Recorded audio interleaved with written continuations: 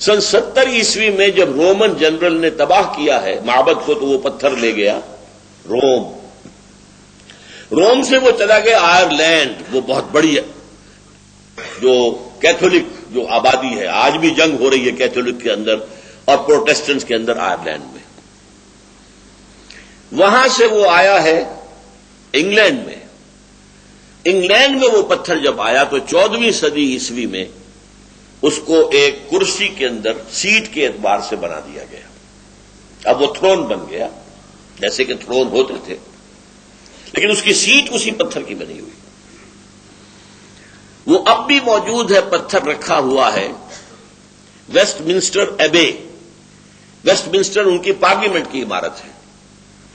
اس parliament کے ساتھ ایک چرچ ہے ویسٹ منسٹر ایبے. اسی ایبے میں جا کر کوئی پرنس کی شادی ہوتی ہے،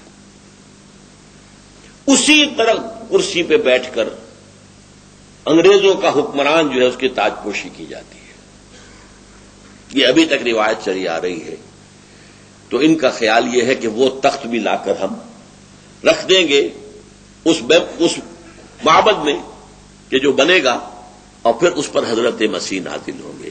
اب یہ دونوں چیزیں سائیڈ بائی سائیڈ جا رہی ہیں. تھوڑا سا اختلاف اگر ہے تو یورپین جو مین طاقتیں ہیں، یورپ، سینٹرل یورپ کی اصل قوتیں کون سی ہیں؟ France and Germany. باقی چھوٹے چھوٹے ملک ہیں.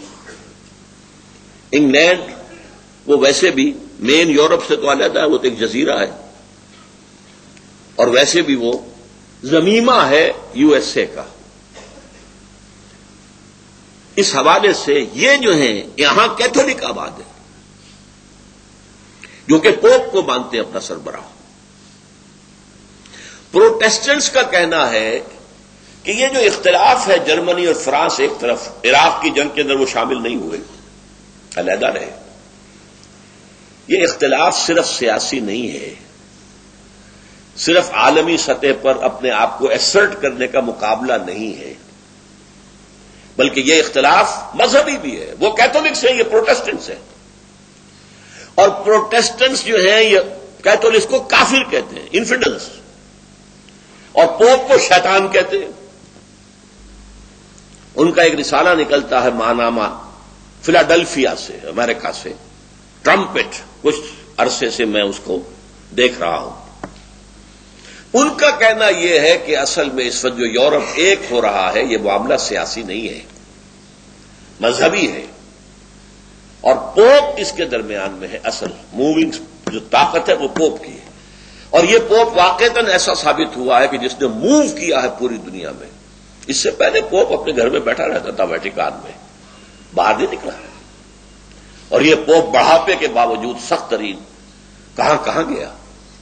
یہ چاہتا ہے ہولی رومن امپائر دوبارہ دنیا میں ریوائیو کرنا.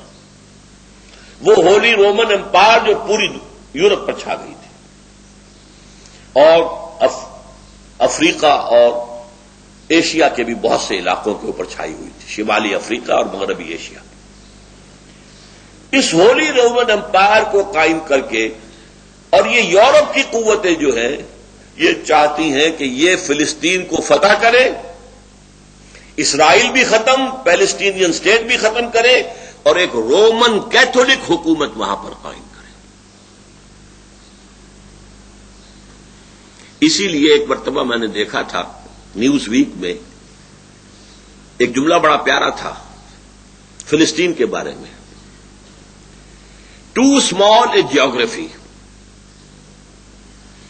But too big a history. 5000 سال کی تاریخ اس سے وابستہ ہے. یہی حضرت ابراہیم تھے، اسحاق تھے، یعقوب تھے.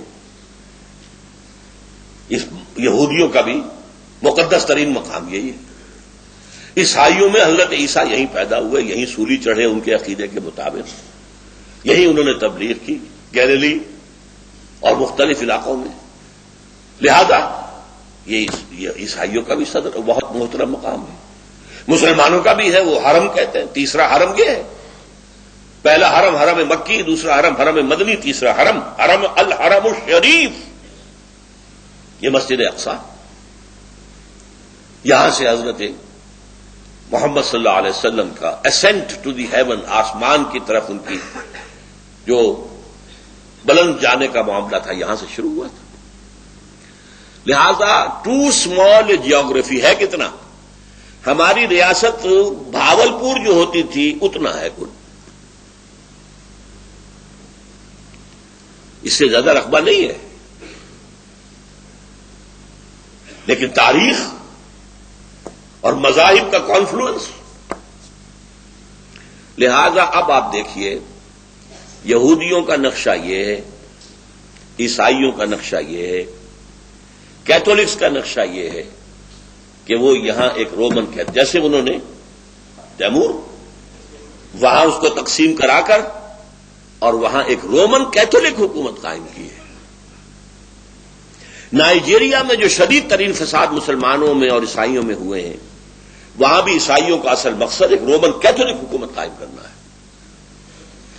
اور پروٹیسٹنٹس کا یہ الزام ہے، میں نے ایک مرتبہ دکھایا بھی تھا، اس جو ٹرمپٹ کا ایک مضمون، اس نے عنوان قائم کیا تھا دی لاسٹ کروسیڈ، آخری کروسیڈ اب ہونے والا ہے، ساری یورپی قوتیں جمع ہو کر حملہ کریں گی اور یہاں عیسائی حکومت قائم کریں گی. کروسیڈ کس لیے تھا؟ اور نوٹ کیجئے، پہلے کروسیڈ کب شروع ہوئے تھے؟ سیکنڈ ملینم، یہ کہتے ہیں 1000 سال کو ملینم کہتے ہیں. پہلا ملینم ختم ہو گیا 1000 سال بعد حضرت عیسیٰ کے. دوسرا ملینم شروع ہو گیا 1001 سے. دوسرے ملینم کے شروع میں کروسیڈ شروع ہوئے اور 1099 میں انہوں نے بیت المقدس کو فتح کر لیا.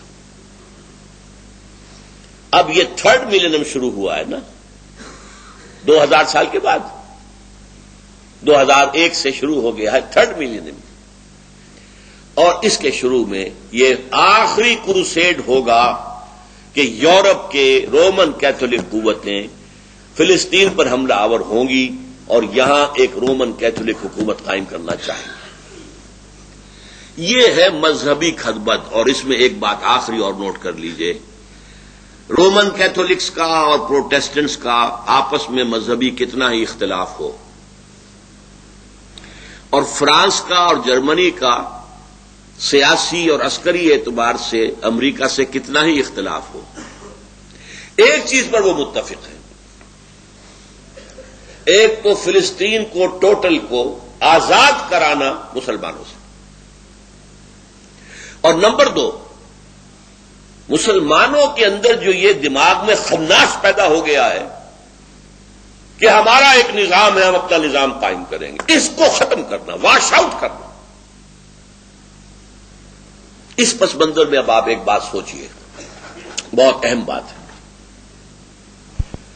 صدر بش نے بھی کہا اور بھی کہتے ہیں Americans, we are not against Islam, we are not going to war against Islam, we want a war within Islam. اس کا کیا مطلب؟